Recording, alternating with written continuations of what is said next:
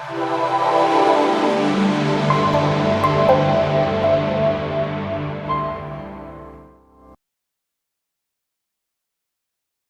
have been playing badminton since my childhood, like from when I was like 10 years old. On December 2nd, 2011, on my way to work, I made an accident, a very unfortunate road traffic accident, because of which I had to lose my leg. Today I'm going to share my story about how I became an accident victim, and from an accident victim, how I became a para badminton player. This is a picture in 2015 where I won a silver medal in mixed doubles with my partner Rakesh Pandey at World Championships, which is the biggest event in badminton and para badminton. Thank you.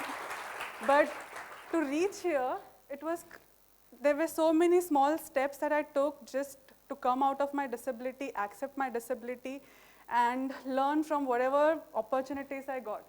So on my way to work on 2nd of December 2011, I hit a truck. I mean, the truck was not knowing I was taking a turn. I was not knowing truck wanted to take a turn. There was so much of confusion. Signals were not working.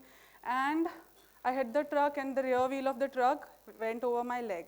It was really unfortunate, actually. And that day, there were people who came out from the car, from the vehicle, and they started seeing this tamasha that was happening. Arey, kya ho gaya? What happened to this beautiful girl who is laying on the road?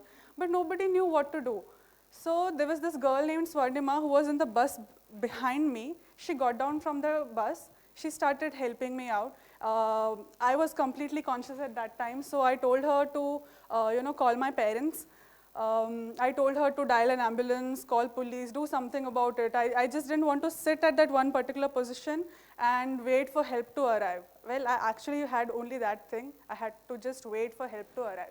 But that day, on that busy Friday morning where everybody wanted to rush for work, people didn't know what to do when such things happen. So everybody would just sit and watch, kya hua. There was this guy who started taking videos and pictures of the incident. That was very insensitive. So there were so many things that didn't work out in my favor. I had, after 10 minutes, my father had come in his car, and my father, being in the emergency response, doing some things for the country, he started telling people that you should do this, and at that moment I knew my father was a heart patient, so I had to remain calm for him, and I started doing this thing that I had to remain calm. I'd watched a lot of videos on Nat Geo, how to be a victim. I mean, if you are a victim, what should you do? So I started remaining calm, I started breathing more, and I told myself that everything is going to be fine. It's just the beginning, don't worry, everything is going to be just fine. I had seen the mangled mess I'd been. I'd broken my leg, I'd broken my hand, and it was a complete mess. Then I got shifted, the people around there, the police, etc., they did something, they filed FIR, they checked my documents, etc. I mean, imagine, I'm sitting on the road, they're asking me, madam, license hai kya aapke paas? मैंने बोला, हाँ भाई, license है. Okay ठीक है, आपके पास papers सब है ना गाड़ी में? मैंने बोला हाँ पेपर्स है. ठीक है चलो इन्हें हॉस्पिटल लेके जाते हैं. So they took me to the hospital. One hospital said, that hospital said, we don't have surgeons, so just you have to wait. I'm like, okay, I'll wait. I don't have anything else to do. I was in pain, and I was waiting somebody would do some first aid. Then somebody came, did some first aid thing, and I was transferred to another hospital. Now this transfer from one hospital to other took me around 3 hours. 3 hours matlab half an hour from going from one hospital to the other, and other 2.5 hours just to wait for the ambulance to arrive. Imagine, I'm in the hospital and I'm waiting for another state-of-art ambulance to arrive. After waiting so much, after unnecessary crying and telling just do everything fast, we are losing time, I'm lying on the casualty bed and I'm waiting. Somebody, कोई ambulance बुलाओ यार, मुझे जल्दी से दूसरे hospital ले चलो अगर तुम्हारे पास surgeon नहीं है. So they take me to this hospital, and there the ambulance that comes is Maruti van. And Maruti van, imagine, मेरा height के लिए Maruti van was not at all sufficient. So when we were going in that ambulance, they had to keep the door open because I was not able to fit in that ambulance. Then there were so many potholes on the road that I would feel burn at each and every pothole when my ambulance would pass through it. Then somehow I reached hospital, and they started taking x-rays, doing everything in the best possible way, and they started operating me at around 6 o'clock in the evening. So from morning 8:30 till 6 o'clock, I had lost a lot of time, no surgeries, only first aid. So that day, a lot of things, almost I'd say the system had failed. Police, they came, but they didn't know what to do. There was ambulance को वो time पे phone किया था, तो ambulance बोलता we are stuck in traffic jam, will take some time, please somehow manage. People around me, they knew they wanted to help me, but they didn't know what to do, how to help me. So people just stood there and did almost nothing. But then there were so many people who had so much of humanity in them. I completely thank them that they took out time from their schedule. They waited for me till time I get into ambulance or police car. My father had picked me up in that stretcher and put me in that car, in that vehicle. So I could completely feel there were so many people who were doing something which was out of their way, stopping and helping a stranger, which I would like to, I completely daily thank them in my prayers. Then at that time I realized, what should we do? Me as a person, being a victim, what should I have done differently? And I realized I had done everything the way I could have done. So I was calm when I met an accident.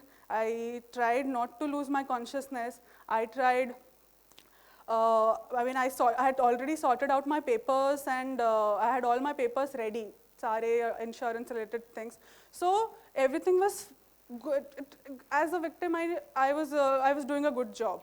But as a system, nobody had done a good job. And unfortunately, after a few days, doctor tried to save my leg, but after a few days, gangrene had developed, my organs started failing, and they had to amputate. So first they amputated through the knee from here, and then later on they had to do an above knee operation, which is here. So when I was in the hospital, I had complete faith in the science at least, because I was an engineer. I knew how, what were the advancements that were taking place in the field of science.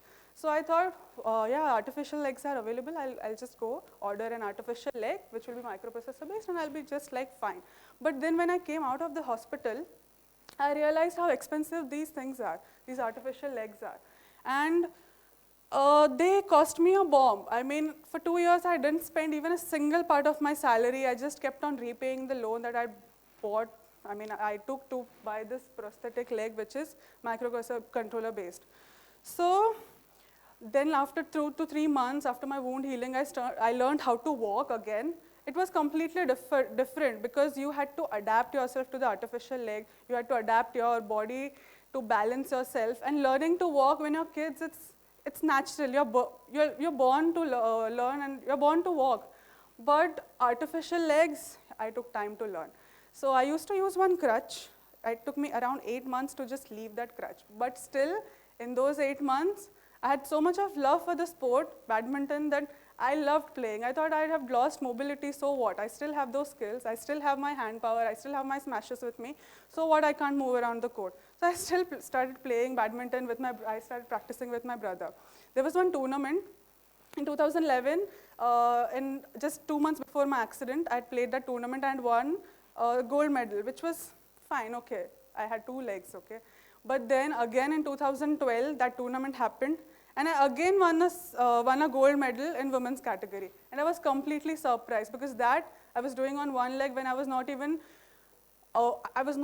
knowing how to walk. I was winning the titles. So I thought, yes, badminton is the thing and I should focus on it. But then after a few years, after a few months, I started getting back into my normal life, and badminton took a back seat.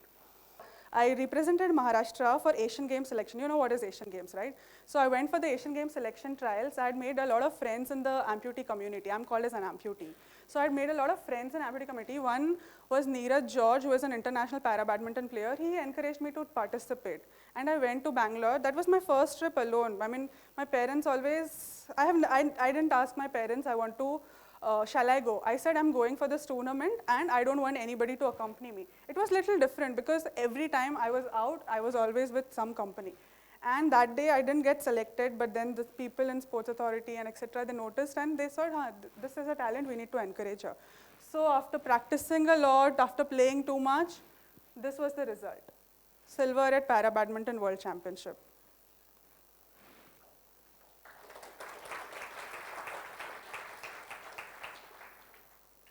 This is my picture from Himalayas. I'd gone to Kashmir, Gulmarg, right? So I had gone to Gulmarg, and from there you have to climb to LOC point just to see the LOC. Do you know it? Yeah. So that day I was not prepared. I was completely not prepared for the cold, for the trek. But this is how I am when I go and climb. So very uneven terrain, very poor weather, but I went and climbed some part of this mountain, and this gave me so much of confidence. I would like to share here is what is changed in these few years is my body has adapted to the disability. This is the disability that I have.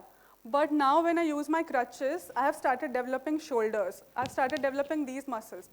I've started adapting to the disability that has been, which was completely new to me a few years back, is now a part of my life. Now I don't even remember how it feels to, keep your two legs on the ground. I've completely forgotten that feeling. There were times when I used to get phantom limb sensations. And it took me, my sister, the support that I have, my sister, my brother, my parents, my friends who have never discouraged me. So my sister, she would give me massage on my stump. This is a stump, that remaining part. So she would give me massage for like continuously 1 year. We have massaged it so that I can know where my leg ends. So my phantom limb sensation has reduced considerably.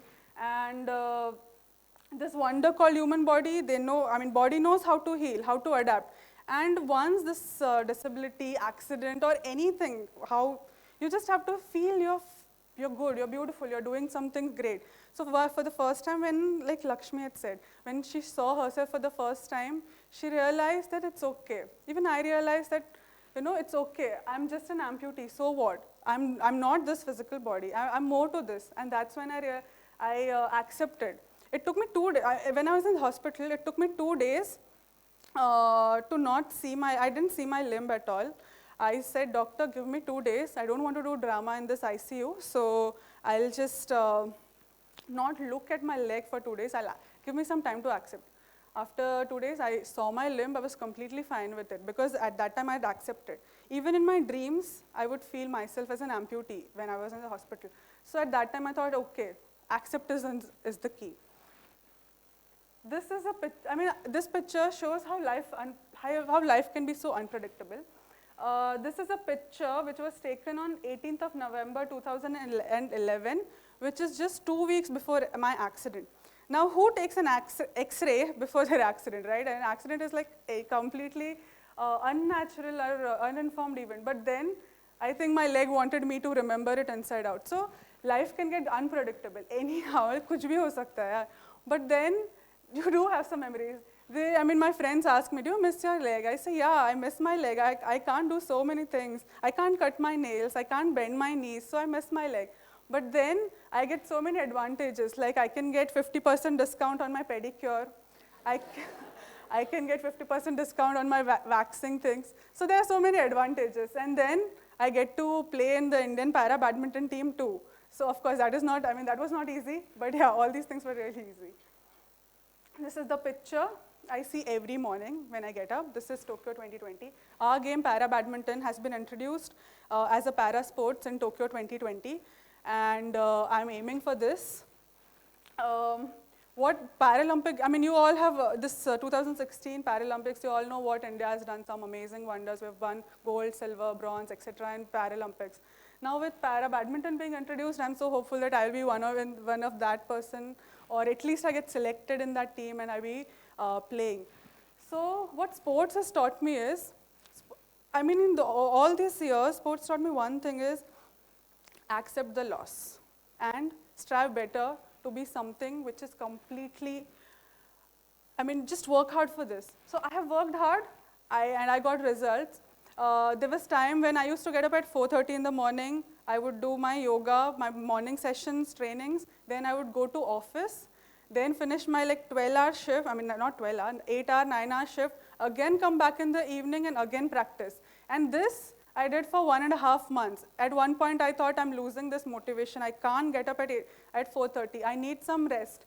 But then I did take rest. But then there were times when I was so extra motivated because I had this one small goals, like learning to walk, like learning to play badminton, learning to adapt myself. Now, I can't go the stairs like you do. I take my own steps. And I really don't care. My friends are so nice that they know I take time to climb down stairs. They're like, koi baat nahi. If we go out for mountain climbing, they say, कुछ ज़्यादा हो गया तो हम तुझे उठा लेंगे. So there are people who encourage me, and this is the reason why I've come out. I'm so happy that I have siblings that घर पे मैं क्या करती यार, इतना टाइम जब मैं रिकवर हो रही थी, what would I have done at home?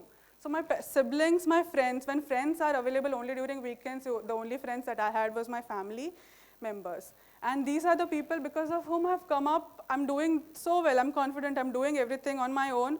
And seriously, disability does give you a reason to not do things your way. But then, if you have this ambition, this aim that you want to do something, you can do it.